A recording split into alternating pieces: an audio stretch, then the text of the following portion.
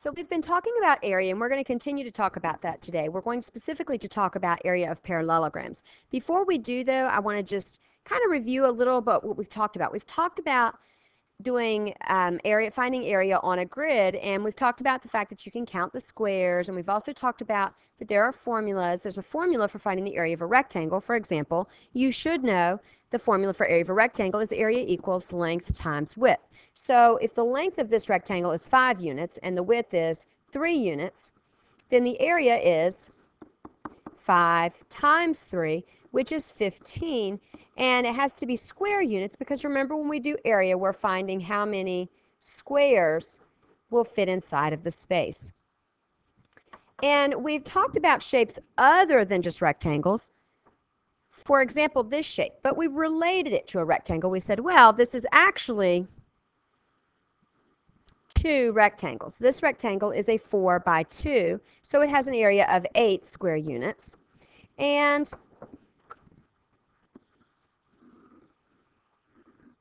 this rectangle is a 3 by 5 rectangle. So that rectangle has an area of 15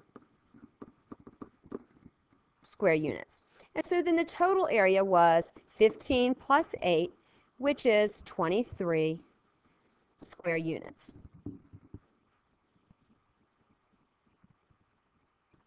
Then we started looking at other figures. For example, this triangle. We don't know how to find area of triangles yet. However, we can look at this triangle and relate it to a rectangle.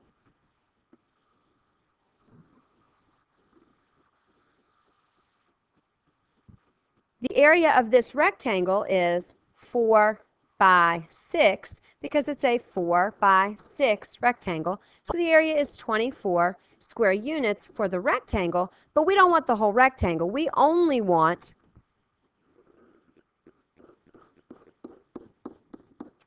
just that part. Well, that one triangle is half of the rectangle. So we can take the 24 and divide it by 2 to get 12. So that one triangle is 12 square units. And the other triangle, the one that we've not shaded, is also 12 square units to make the rectangle have a total of 24 square units. So we could use what we know about area of a rectangle to find area of other figures. And we even did one like this. We talked about this one and we said, well, this one, really, if you looked at it, you could take and you could cut it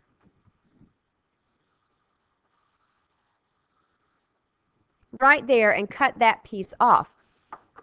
And if you were able to cut that piece off and slide it to the other side, then you would be making a rectangle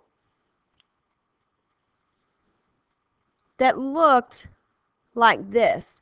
And now all of a sudden you could find the area of that parallelogram.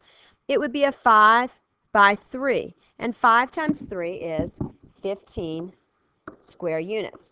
So the area of the parallelogram is 15 square units because remember when I moved that piece, I didn't actually change the area, I just rearranged the pieces of the shape. So as long as I keep all the pieces and I don't change their sizes, then I've kept the same area. And you could look at another one. You could look at this triangle, for example, and look at it as 2 rectangles.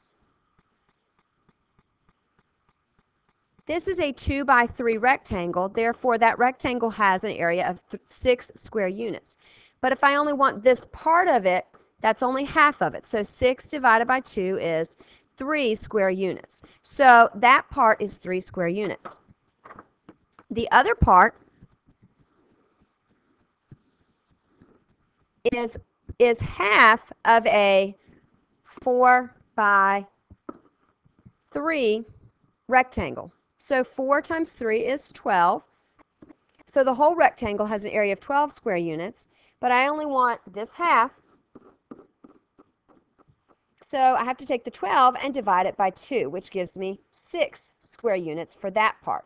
So now I take those two numbers, and when I add them, I get that the total area for the whole triangle is 9 square units. So the whole triangle has an area of 9 square units. Now notice we have not learned any formulas through any of that, any rules on how to do it, other than to relate it to a rectangle. And we could continue to do that, but there are also rules for how you can do it, or formulas. So let's look at that a little bit. When you look at a parallelogram, like we said, a parallelogram, if you cut it into pieces, you can cut off a triangle and move it to the other side, and now you have a rectangle. Now it's important to note that the cut you make has to make a right angle. That's what this right angle symbol here is for. So notice that that shows that the cut we're going to make is going to make a right angle. So when I do that and I cut my figure right there, I cut off that triangle and I bring it to the other side, it's going to make a rectangle. And that rectangle is going to have a length of 11 and a width of 6. So it's going to have an area of 66 square meters. Notice that I did not use this measurement of 8 meters. This side is 8 meters, but notice that once I rearrange my pieces of my parallelogram, that is not a side measurement of the rectangle that it makes, so I don't use that. So on a rectangle, we call the two pieces we use, the 11 and the 6, we call them a length and a width, but on a parallelogram, we call them a base and a height. And the relationship between the base and the height is that they always have to make a right angle. Well, notice in a rectangle, they're going to make a right angle anyway. So that's why we can just call them length and width in a rectangle. But in a parallelogram, we call them base and height. And the reason we do that is to specify that they do have to form a right angle. So let's look at some more examples and how we might write those.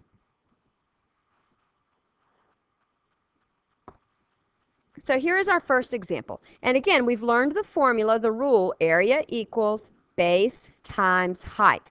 So a lot of people think base means bottom. It can be. It doesn't have to be, but you can try it, and in this one it does work. The base simply means one of the sides of the parallelogram. So it could be the 8-centimeter side. It could be the 7-centimeter side. I'm going to use the 8-centimeter side, and the reason I'm using the 8-centimeter side is because the other measurement I need has to be a measurement that is perpendicular to that. In other words, forms a 90-degree angle. So notice that this 4-centimeter measurement right here forms a right angle to the 8-centimeter measurement. So the 8 is my base and the 4 is my height.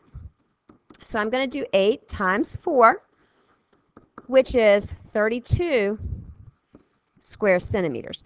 Notice if I tried to use the 7, now you could find the area of this parallelogram by using the 7 centimeters as your base, but here's your problem. And I'm going to turn it so we can see that problem even better. If I use the 7 centimeters as my base, then the other measurement that I need is this measurement, because that would be at a right angle to the 7 centimeters. The problem is I don't know that measurement. So therefore, I would not use the 7 centimeters as a base. If I knew that measurement, then I could. But with the information I have, it's not going to work for me. Let's look at another one. So for this one, again, I'm looking for two measurements that form a right angle to be my base and my height. So I could use any of the sides of the parallelogram as my base. I'm going to use this one because I notice that this measurement, this 4 centimeters, is the distance between the base and its opposite side, the opposite side that's also 5 centimeters. So therefore, sorry about that, interruption of the bell. Therefore, I'm going to use that 4 centimeters as my height and the 5 centimeters as my base. So my formula is area equals base times height. So I've got area equals 5 times 4, which is 20 square centimeters.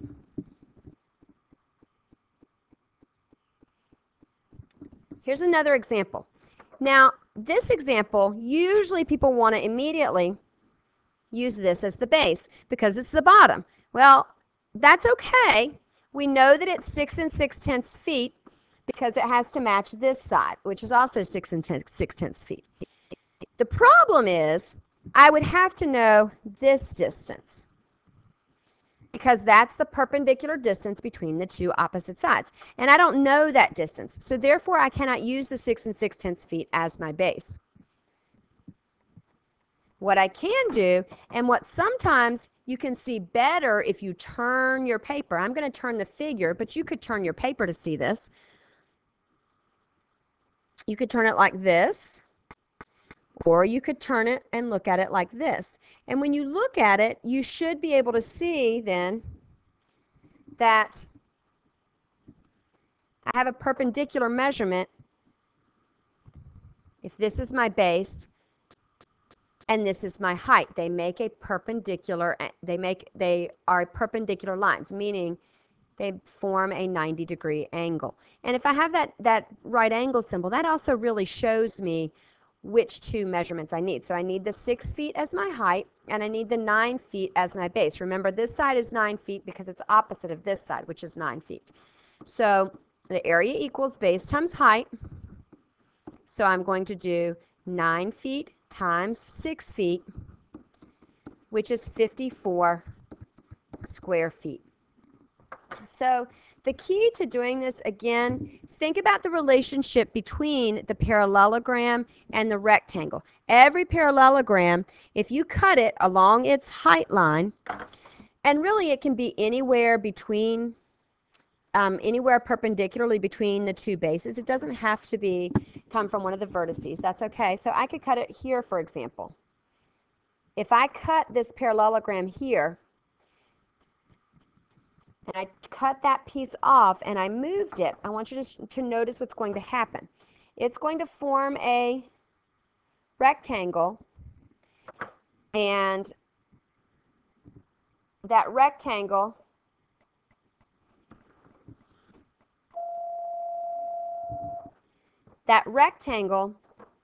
is going to have a base that matches the base of the rectangle, or the length of the rectangle rather, is going to match the base of the parallelogram, and the height of the rectangle is going to match the height of the parallelogram. So again, the length of the rectangle equals the base of the parallelogram. The width of the rectangle equals the height of the parallelogram. So understanding that relationship can help you to remember the formula. And then again, you just have to remember that the base and the height have to form a right angle.